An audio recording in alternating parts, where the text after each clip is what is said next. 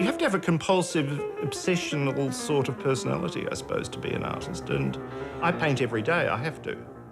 I've spent a lot of time honing my skills, and it's been a sacrifice, really. I mean, I've devoted my life to my art, and that's all I've done. I mean, I'm a total fuckwit apart from that. You know, there's just nothing else, and I'm not interested in anything else.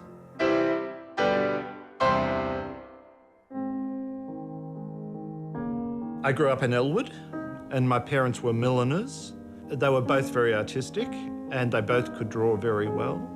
And I was obsessed by drawing and painting as soon as I could hold a paintbrush.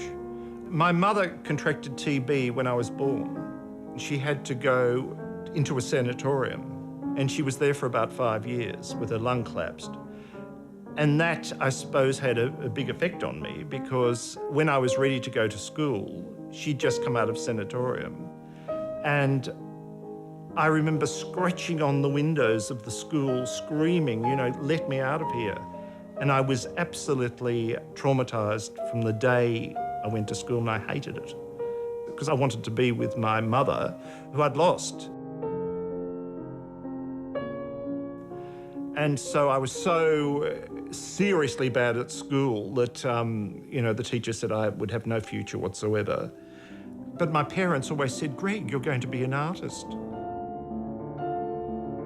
I collect things in themes usually, and then I make them into something else. Like I like putting them all together and making them into almost like an installation. Like my home and environment are very important to me, which influence my art. My paintings are a part of my house, and my houses are a part of my paintings. First show I had, it was at South Yarra Gallery, which was quite an important gallery in those days, and I made enough money to go overseas.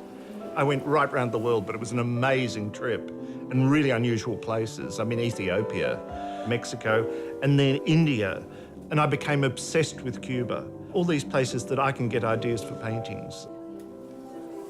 Because I've been so interested in traveling, the culture of a country is it. I mean, India, the culture is so foreign to our culture. You've got all the religion, you've got the food, the people, and if you're interested in that, it affects you. It has to affect you. I'm making salad my way, which is a red beetroot salad. It'll be mostly red and purple. I never talk about what I'm going to do, because the worst thing you can do is talk about it, because the creative process will be dead.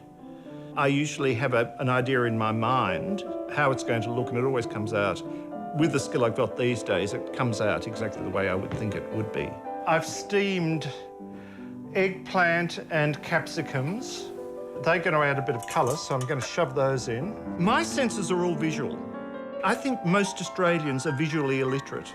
And now I'm going to put Greek feta in this, which will give it a bit of flavour as well. So many people don't look at what... They walk around and they don't look at anything. They have no sense of beauty whatsoever. See all the colours that are happening here? Lots of colour.